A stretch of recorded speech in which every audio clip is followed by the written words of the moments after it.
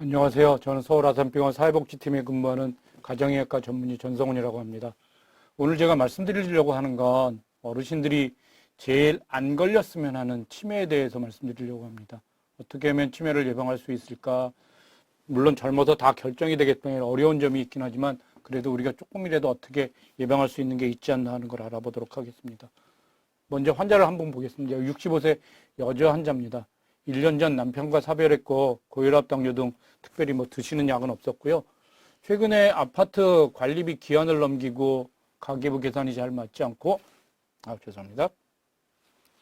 리모컨을 쓰고 어디에 두었는지 기억나지 않는다고 해서 따님이 오셨어요. 따님이 MRI를 하면 치매인지 아닌지 정확하게 진단할 수 있지 않나 그렇게 알고 계셔서 오셨어요.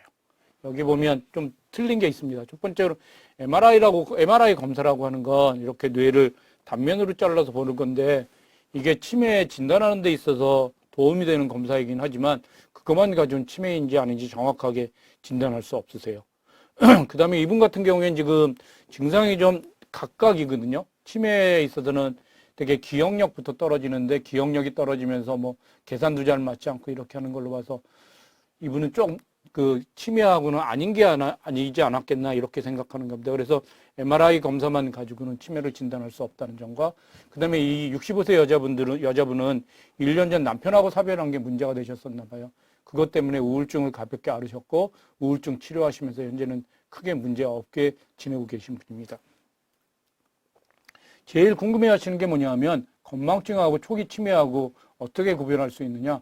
쉽게 말씀드리면 건망증이라고 하는 거는 우리가 어떤 일에 대해서 세세한 부분만 있는 건데 가령 지난주일에 우리 어르신들께서 아드님, 며느리하고들 저녁 식사를 맛있는 불고기를 먹었다고 가정하면 치매에선 그 식사한 것 자체를 잊어버리세요. 그렇지만 그 건망증 같은 경우는 그 자체를 잊어먹는 게 아니라 우리가 뭘 먹었지, 어디서 먹었지, 누구하고 먹었지 이런 정도를 잘 기억하지 못하고요. 그 다음에 건망증 같은 경우에는 우리가 그 식당에서 불고기 먹었잖아요. 그거 알아주면 금방 알아주지만 치매에는 끝까지 그 자체를 식사했던 것 자체를 기억하지 못합니다. 그래서 건망증 같은 경우에는 우리가 기억력이 떨어져 있다는 걸 알 수 있으니까 메모한다거나 어디에 써놓는다거나 이렇게 노력하지만 치매 같은 경우에는 본인이 기억력이 떨어졌다는 것 자체를 모르니까 문제가 되실 수 있으세요. 그래서 건망증이 계속 많아지면 치매로 진행하실 수 있는 그런 면이 있어서 건망증이 너무 심하다고 생각하면 치매 검사를 한번 받아보실 필요는 있습니다. 그러면 치매란 무엇이나 정상적인 활동했던 사람들이 이전에 기억력을 포함한 여러 가지 인지기능이 저하되어 일상생활의 수행에 지장이 초래된 상태입니다. 여기서 말씀드린 건 뭐냐면 그 선천적인 질병은 아니라고 하는 거고요. 그 다음에 정상적인 활동을 했던 사람이기 때문에 즉 과거에는 문제가 없던 사람인 겁니다. 그 다음에 이게 기억력부터 시작되는 거고 이거하고 비슷한 증상이 선망이나 그 다음에 그 정신분열증이라고 말씀드렸던 그런 것들이 지금 이거하고 비슷한 걸로 말씀드릴 수 있는데 그런 증상이 있기는 하지만 그거하고는 좀 양상이 다른 거예요. 그래서 그걸로 설명할 수 있는 없는 거고 그 다음에 이제 질병이라고 넘어갔을 때는 일상생활을 잘 못하는 그런 초래된 상태를 말씀드릴 수 있어요. 그래서 이게 치매가 언제 왔느냐 이거를 보면 퇴행성 질환이라고 하는 건 나이가 들어서 되게 그 치매가 오는 건데 우리가 제일 많이 하는 알츠하이머병, 로이체 치매, 전두엽성 퇴행 이런 것들이 있을 수 있습니다. 그 다음에 질병으로서 오는 건 뇌혈관질이라고 하는 게 주로 그 혈관성 치매라고 하는 건데 뇌경색으로 인해서 오는 경우가 제일 많고요. 그 다음에 뇌종양, 외상, 수두증에서 올 수 있고요. 내과적인 문제에서도 오기도 하는데 갑상선 질환, 알코올성 질환, 그 다음에 약물로 인해서 오는 경우도 볼 수 있습니다. 그러면 치매 진단을 어떻게 해야 되느냐? 치매 진단이라고 하는 건 뇌의 기능이 떨어져 있기 때문에 뇌가 얼만큼 지금 제 기능을 하는지 그걸 전체적으로 살펴봐야 됩니다. 그래서 언제 어떻게 됐는지 내 환자를 진찰하게 되는데 환자를 진찰할 때는 신경학적으로 어디가 잘 움직이는지 않는지 말씀을 잘 하실 수 있는지 그다음에 다치질 않았는지 그런 내과적 진찰을 병행하게 되고요. 그다음에 신경심리검사라고 하는 게 세라드, SNSB라고 하는 걸 하게 되는데 여기서는 지금 어떻게 기억하고 있는지 5개 얘기해서 어떻게 얘기할 수 있는지 그다음에 금방 보고 어떻게 다시 그릴 수 있는지 우리가 여러 가지 그 면에서 검사를 하게 되니까요. 이게 지금 뇌의 기능이 어떻게 있는지 검사를 해야 돼서 치매의 진단평가에서 상당히 중요한 부분을 차지합니다. MRI를 물론 찍기는 하는데 그 검사실 검사나 원인동 진행평가에서 여러 가지 하면서 MRI를 찍기도 하는데 MRI하고 찍는 이유는 증상하고 MRI를 찍어서 이 사람이 어떤 특징적인 증상이 있을 때 기억력이 떨어졌다고 했을 때 해마 쪽에 이렇게 위축된 게 보인다거나 아니면 전두엽 쪽에 위축된 데 보이거나 이걸 보기 위해서 하는 거지 같이 해야 되는 거지 MRI 하나만 가지고는 할 수 없었고요. 내과적인 문제를 확인하기 위해서 혈액검사나 흉부 촬영, 심전도를 같이 진행하기도 합니다. 그래서 이전에 비해 달라진 게 언제부터 시작됐는지가 굉장히 진단하는 데 도움이 될 수 있는데요.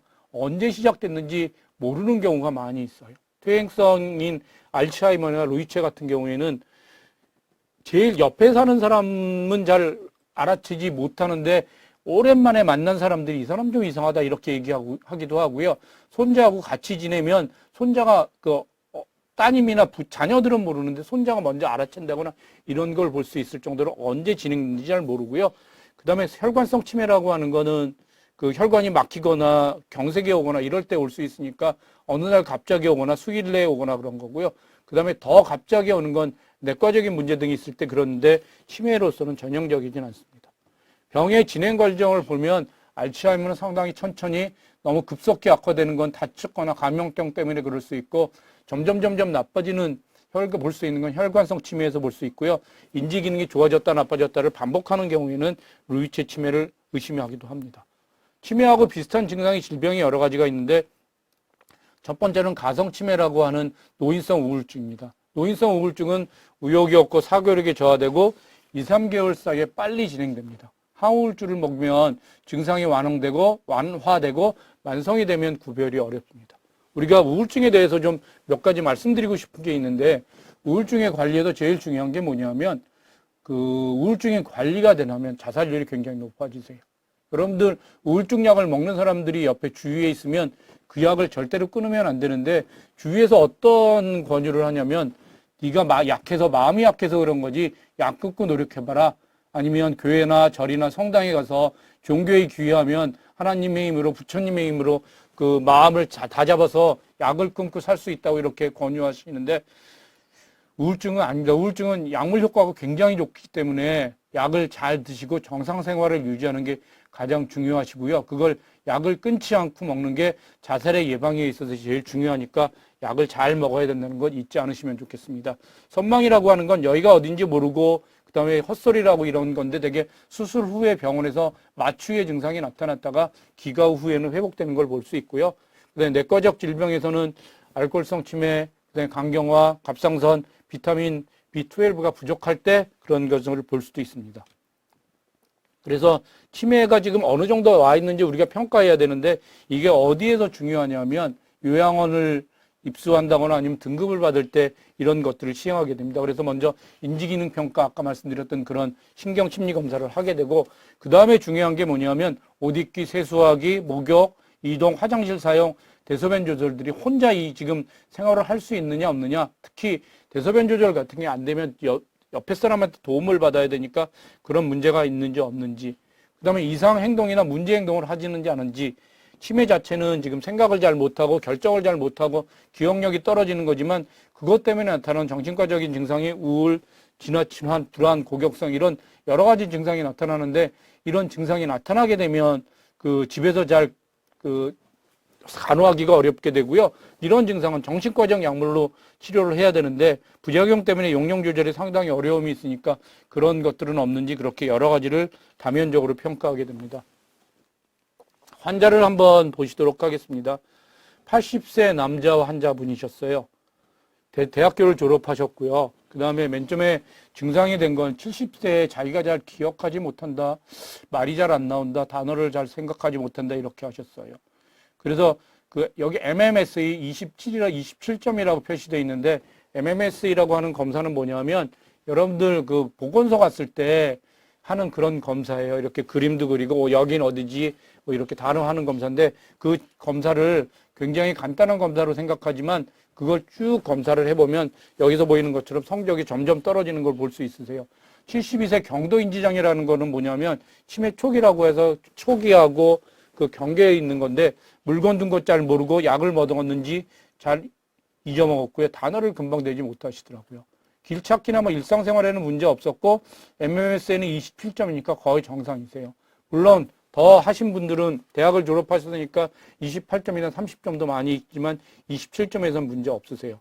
그러다 한 5년쯤 지나니까 치매 초기로 됐는데 들은 내용을 전달을 잘 못하시고 같은 질문을 반복하시다거나 익숙하지 못한 데 가면 길을 잘 못 찾으시는 문제가 생기시더라고요. 그래서 그때 검사를 해보시니까 MMSA가 20점으로 떨어지셨고요. 그 다음에는 조금 더 나빠지셔서 78세가 됐을 때는 약속을 전혀 기억하지 못하고, 그 다음에 동네에서 길을 잃고, 그 다음에 소변 실수, 세수를 혼자 못하니까 이때는 요양원에 들어가실 수밖에 없었어요. 요양병원에 들어오셨을 때 검사를 해봤더니 MMS가 14점이고, 그 다음에 요양병원에 입소해서 74세가 됐을 때는 아들을 알아보지 못할 때도 있었고, 삼킴장애가 있었고, 대소변 잘 못 가리고 요양병원에서 했던 MMS에는 13점이고, 지금 80세가 하고 지금 요양병원에서 지내고 계신 그런 분이세요. 이분이 앓고 있는 병은 알츠하이머라고 말씀드릴 수 있으세요. 여러 가지가 있지만 치매 중에 가장 흔한 거고요. 그 다음에 점진적 시작을 보이면 제일 처음엔 기억력이 먼저 떨어지고요. 이분은 지금 어디가 잘 모르고, 그 다음에 어디에 뒀는지 잘 모르고, 약속 잊어먹고 이런 것들이에요. 그 다음에 그게 지나가면 다양한 신경학적 문제, 신체적 문제가 발생할 수 있고요. 근데 뭐 판단을 잘 못한다거나 이상한 행동하거나 이런 것들이 생각할 수 있고요. 그 다음에 신경학적 증상은 말기에 나타나고요. 그 다음에 유병기간은 대개 2년에서 20년 있고요. 평균에서는 8년 내지 10년이에요. 이분은 70세 시작해서 80세 정도에서 지금 진행되고 있고요. 젊어서 알츠하이머에 걸리면 좀 더 빨리 진행되는 걸로 알려져 있습니다. 위험 요인이 확실한 거는 나이가 들수록 알츠하이머 많이 걸리는 게 확실하니까 나이가 많을수록 많이 걸리는 거고, 가족력이 있을 때 두 가지는 확실한 것 같고요. 가능성 있는 건 여성한테 좀 많은 것 같고, 그 다음에 우울증이 잘 관리 안 되면 그 알츠하이머에 걸릴 수 있다고 가능성이 있긴 한데, 이거는 연령 증가나 가족력만큼 확실하진 않은 것 같습니다. 진행 과정을 먼저 보면 최근 기억부터 없어지는 거고, 그 다음에 언어 능력에서는 단어 선택에 어려움이 생기고, 그 다음에 그게 조금 더 지나가면 시공간 능력이 길찾기 어려움이 생기세요. 그 다음에 전두엽 능력이 뭐냐면 우리가 억지하고 정확하게 판단하고 이런 것들을 하는 게 전두엽의 능력인데, 그게 떨어지면 판단력이 저하되고 의욕이 없어지고 참지 못하고 막 공격성이 생기고 그렇게 되세요. 그 다음에 그게 더 지나가면 이상행동이 나타나니까 불안하고 망상장애, 잠 안 자고 뭐 이렇게 걸어 다닌다거나 이런 것들이 생길 수 있습니다. 그래서 알츠하이머를 치료해야 되는, 지금 우리가 치매에서 치매 예방약이라고 하는 거를 설명드리기 위해서 이걸 보여드리는데요. 우리가 지금 뇌에서 생각하고 그 다음에 여러 가지를 했을 때 여러 가지 그 신경세포가 이어져 있어서 신경세포하고 신경세포가 연결돼서 같이 일을 하게 되는데, 신경세포하고 신경세포 중간에 있는 게 그 신경 전달 물질이라는 게 있어서 우리가 움직여라 하면 이게 여기서부터 머리서부터 이게 움직이는 걸 할 수 있고 생각하는 게 할 수 있는데, 정상인 사람에는 그게 아주 빨리 전달될 수 있는데, 알츠하이머 병이 되면 세포 자체에도 문제가 생기고 아멜로이드 단백이라는 게 생겨서 신경 전달 물질이 점점 줄어들게 돼요. 그래서 신경 전달 물질이 부족하게 되면 우리가 생각도 잘 못하고 여러 가지 문제가 생길 수 있는데, 주는 약은 뭐냐면 그 신경 전달 물질이라고 하는 것들이 없어지지 않도록, 그래서 우리 몸속에서 없어지지 않도록 하는 약을 처방하게 되면 그 치매 증상이 좀 더 좋아질 수 있어요.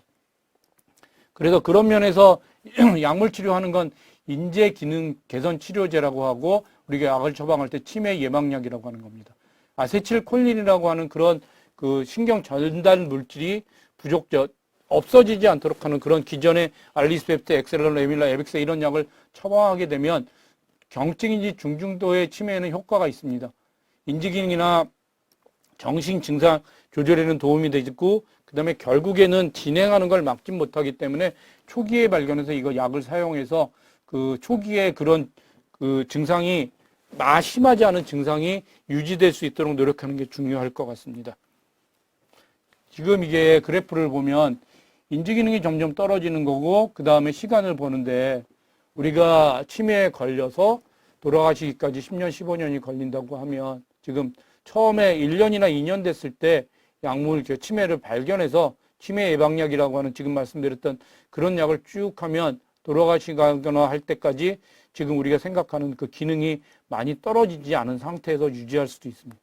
그렇지만 중간에 약을 먹다 약을 중단하게 되면 굉장히 치매기가 빨리 진행돼서 증상이 빨리 생길 수 있으니까 지금 치매를 근본적으로 치료하는 약이 발견된 게 없어요, 사실은. 그래서 치매를 조기에 발견해서 지금 가지고 있는 약 가지고 증상을 조절할 수 있도록 그렇게 치매를 가능하면 빨리 발견할 수 있도록 노력해 주시면 좋겠고, 그 방법은 그 진단, 그러니까 미리미리 초기에 건강검진을 받아보시는 것뿐이 없으세요. 65세가 되시면 보건소에서 그 치매 검진을 시작하니까 1년에 한 번씩 꼭 받아보시면서 아까 말씀드렸던 그 MMSA가 떨어지지 않는지 그런 것들을 판단해서 필요하면 빨리 약물 치료를 시작하실 수 있도록 그렇게 생각해 주시면 좋겠습니다. 물론 약에 부작용이 없는 건 아닙니다.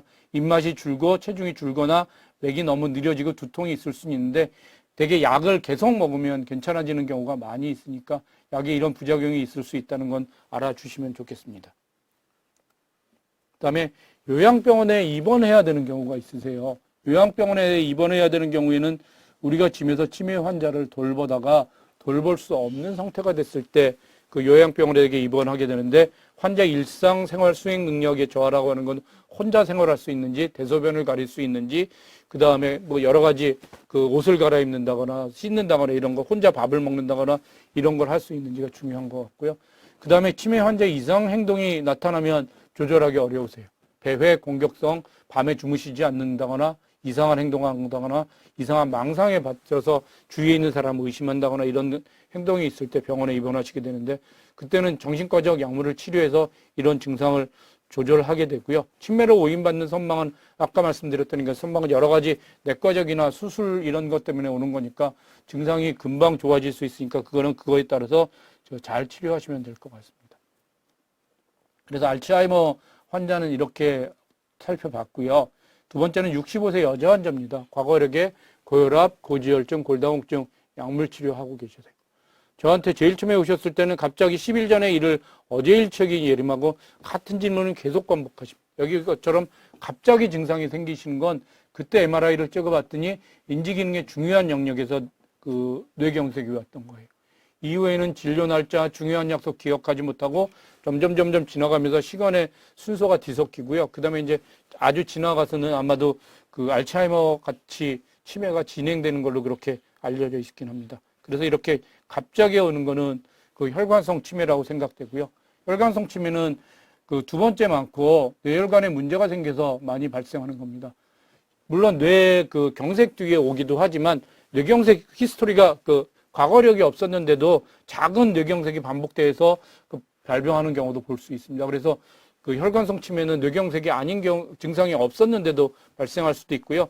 뇌경색의 증상이 나타날 수도 있고 아니면 뭐 손발저림, 구역질 이런 것들이 뇌경색이 아닌 것 같은 증상이 해서 천천히 진행되기도 합니다. 증상이 알츠하이머보다 아주 급속하게 진행되고요. 초기에 의욕저하, 불면증 이런 것들이 나타날 수 있습니다.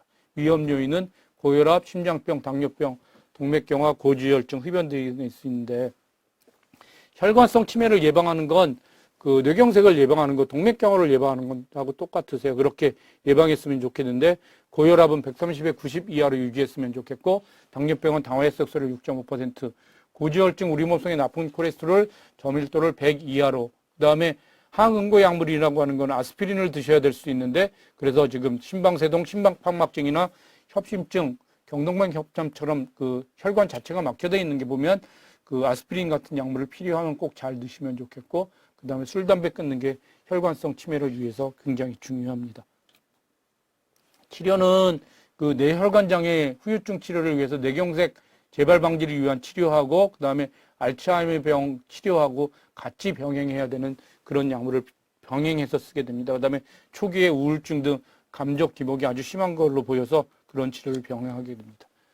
루이체 치매는 뭐냐면 여러분들 그 같이 삽시다 해서 장미 씨가 연기했던 건데 잘 기억하시면 장미 씨가 그렇게 기억력이 떨어지거나 그런 게 아닌데 갑자기 뭐 그 공원에서 발견되거나 그 다음에 꿈을 꿨는데 적은 동조가 색동 저걸이 입고 나와서 그 아주 선명하게 보는 그런 것들을 볼 수 있어요. 그래서 루이체 치매는 그 좋아졌다 나빠졌다 이게 좀 심하게 나타나고요. 그 다음에 주의의 의식 변화가 심하고 주의력, 신행기능, 심각공간, 길을 잃는다거나 이런 것들이 먼저 나타나기도 합니다. 특징적인 게 뭐냐면 반복적인 환시, 이런 것들이 보이는데 색동저고리 입은 어린아이 본다고 이렇게 자꾸 얘기하는 거예요. 그래서 색깔까지 기억할 수 있을 정도로 하고 그 다음에 또 한 가지는 뭐냐면 수면장애가 나타난 심한 잠꼬대, 몸부림을 이렇게 호소하시는 분들도 계세요. 이분 같은 경우에는 파킨슨병으로 진행하는 경우도 볼 수 있습니다. 그래서 루이츠 치매 같은 경우는 약물 처방은 비슷하긴 하지만 이렇게 조금 더 그 알츠하이머보다 증상의 변화가 있다는 거 보고 의사들이 진단을 붙이기도 합니다. 그 다음에 전두엽성 퇴행은 뭐냐면 전두엽에 문제가 생기는 건데 전두엽에서 생기는 문제는 뭐냐면 주로 그 이상하고 공격성 이런 것들이 많이 생기세요. 그래서 좀 더 젊은 나이에 변성하고 전두엽이나 축두엽에 문제가 생기는 거고 성격 변화, 언어 표현의 장애, 의미소실 증상들이 있는데 어떻게 볼 수 있냐? 갑자기 이상한 행동을 해요. 안 싸우던 사람들이 자꾸 싸우고 주위에 문제를 일으키고 그래서 사회적 상황에서 부적절 행동을 많이 나오게 되고 갑자기 행동이 바뀌고 이런 것들을 했을 때 한 번쯤 의심해 봐야 되는 겁니다. 그래서 화내고 욕설, 폭력적인 그런 것들을 보일 수 있고요. 그 다음에 진행하는 양상이 언어장애가 두러지고 그 다음에 점점 말쓰러지고 전혀 말이 없는 상태가 진행하기도 합니다. 이런 그 상태에서 MRI를 찍어먹는 게 굉장히 도움이 돼서 전두엽에 문제가 있는지 없는지를 확인해 볼 수 있습니다. 그래서 이제 치매 예방을 위해서 결론적으로 말씀드리면 우리가 진인사 대천명이라고 하는 것들을 이렇게 해서 하나씩 이렇게 말씀드릴 수 있는데요. 첫 번째로는 진땀나게 운동합니다. 운동을 열심히 해주시면 좋겠고요. 그 다음에 담배 끊는 거 굉장히 중요합니다. 사회활동이 굉장히 중요한데 혼자 계시는 분들한테 많이 생기실 수 있으세요. 그래서 혼자 계시지 않았으면 좋겠고 복지관 같은데 학교 다니듯이 매일 나와서 활동해 주시면 좋겠어요. 그게 한 사람을 더 만날 때 굉장히 도움이 되실 수 있고요. 그 다음에 같이 생활하거나 그 식구가 많을수록 도움이 되실 수 있는 겁니다. 그 다음에 대뇌 활동이라고 하는 건 뭐냐면 무언가를 배우시면 좋겠어요. 무언가를 배운다고 하는 게 열심히 노력하는 거고 그 다음에 여러분들 오면 가서 보시면 복지관에 가서 보시면 하나가 넘어갔는데요. 복지관에 가서 보시면 그 일기를 쓴다거나 이런 것들을 하게 되거든요. 책을 읽는다거나. 그 다음에 하실 수 있으면 원하신 거를 배우시면 좋겠어요. 특히 외국어 배우는 것들을 의사들이 굉장히 권유하는 일 중에 하나인데 그렇게 대뇌 활동을 할 수 있는 뇌 운동을 할 수 있는 걸 잘 하시면 좋겠고요. 그 다음에 술 끊는 거, 그 다음에 생명을 연장하는 식사를 하시는 게 도움이 되는데 생명을 연장하는 식사는 뭐냐면 우리가 부족한 게 지금 단백질이에요. 그래서 좀 더 고기, 단백질 이런 것들을 좀 더 많이 드시도록 노력해 주시면 좋겠어요. 그래서 운동 열심히 하고 담배 끊고 술 끊고 그 다음에 활동을 딴 사람 만나서 하는 것들을 끊지 마시고요. 계속 그렇게 열심히 하시면 좋겠고 그 다음에 무언가를 배우시면 좋겠습니다. 여기 계신 분들이 복지관에 오시는 분들이 많으신데 복지관에서 친구분들하고 이거 계속 배우는 그런 활동을 잘 해주시면 좋겠습니다. 끝으로 한 가지만 더 말씀드리려고 하는 건 내가 치매가 아니라 가족들이 치매인 경우를 꽤 많이 보실 수 있으세요. 그래서 어떻게 해야 되는지 몇 가지만 말씀드리면 첫 번째로 대화하기가 있는데 충분히 기다리고 단순한 단어를 사용하시면 좋겠어요. 어린아이에 하는 것처럼 없는 것처럼 이야기하시면 안 됩니다. 우리 보호자들이 할 때 어린아이에 하듯이 어르신한테 반말로 이렇게 하시는 경우가 있는데 굉장히 어르신들 스트레스 받으니까 어린아이한테 하는 것처럼 하시면 안 되고요. 목욕하시는 원하는 시간에 규칙적인 일상이 될 수 있도록 며칠에 한번 이렇게 정기적으로 하시면 좋겠고 옷 갈아입기도 같은 시간에 좋아하는 옷, 편한 옷 여러 가지를 준비해서 쉽게 갈아입을 수 있도록 원하는 걸 할 수 있도록 그렇게 하시고요. 특히 식사기는 정해진 시간에 하시는 게 중요합니다. 그 다음에 탈수가 일어날 수 있어서 조금씩 여러 번 잘 먹을 수 있도록 특히 탈수가 되지 않도록 그렇게 노력해 주시면 좋겠고 그 다음에 운동은 움직이지 않으면 근육이 망가져서 결국에는 그 침대에 누워서 생활하게 되니까 서서히 규칙적으로 끊지 않고 너무 피곤해하지 않는지 이런 것들을 관찰해 주시면 좋겠고요. 그 다음에 요실금, 변실금이 있을 수 있는데 이거는 하는 게 규칙적으로 2시간마다 한 번씩 화장실을 가게 한다거나 이렇게 해서 예방하실 수 있는 방법이 있어요. 그 다음에 낮잠을 잘 못 자게 해서 낮잠을 주무시면 밤에 잘 못 자게 되니까 그런 것들을 피할 수 있도록 그렇게 노력해 주시면 좋겠고요. 그 다음에 망상 환각이 있으면 환자들하고 싸우시면 안 되세요. 환자 머릿속엔 그게 진실이거든요. 이분 틀림없이 집에 가지 않았는데 집에 갔다 왔다 뭐 이렇게 이상한 얘기를 하게 되는데 그냥 들어주시고 그냥 안전하게 그냥 인정해 주시는 것처럼 그렇게 해주시면 좋겠어요. 그다음에 배회하는 경우가 많이 있는데 이름표, 주소, 목걸이 달게 하고 집에서는 어린아이한테 하듯이 위험한 거 손 닿는 데서 다 치우도록 그렇게 하고 열쇠 관리, 안전한 환경에서 이렇게 관리할 수 있도록 이렇게 간호하실 수 있도록 그렇게 해주시면 좋겠습니다. 그래서 치매 환자들이 갑자기 나빠지는데 갑자기 나빠지는 게 되게 환경이 바뀌었을 때 굉장히 나빠지세요. 뭐 요양원을 딴 데를 간다거나 이사를 간다거나 딴 집으로 이렇게 뭐 아들 집 갔다가 딸의 집에 간다거나 이렇게 하실 때 굉장히 많이 악화되는 걸 볼 수 있는데 치매 환자를 위해서는 익숙한 환경에서 안전한 환경에서 이렇게 지낼 수 있도록 그렇게 도움을 주시는 게 좋으실 것 같습니다. 그래서 여기까지 말씀드렸는데요. 치매 예방을 위해서 여러 가지가 있겠지만 첫 번째로 혈관성 치매는 우리가 뇌경색을 예방하기 위해서 고혈압, 당뇨, 고지혈증 이런 것들을 잘 관리할 수 있도록 그렇게 노력해 주시면 좋겠고요. 알츠하이머병, 루이체 치매 같은 건 우리가 현재로서는 원인을 잘 모르거든요. 그래서 첫 번째로 조기에 발견할 수 있도록 우리가 그 보건소에서 하시는 그 치매 진단검사, 건강검진 빠지지 말고 받아주시고요. 그 다음에 두 번째로 치매를 예방하기 위해서 우리가 그 뇌 기능을 향상시키기 위해서 뇌 운동을 계속해야 되는데 그러기 위해서는 사회활동 끊지 마시고 그 다음에 무언가 계속 생각하고 그 다음에 일기 쓰고 이런 일들을 계속 하실 수 있도록 노력해 주시면 좋겠습니다. 그럼 이걸로 마치겠습니다. 감사합니다.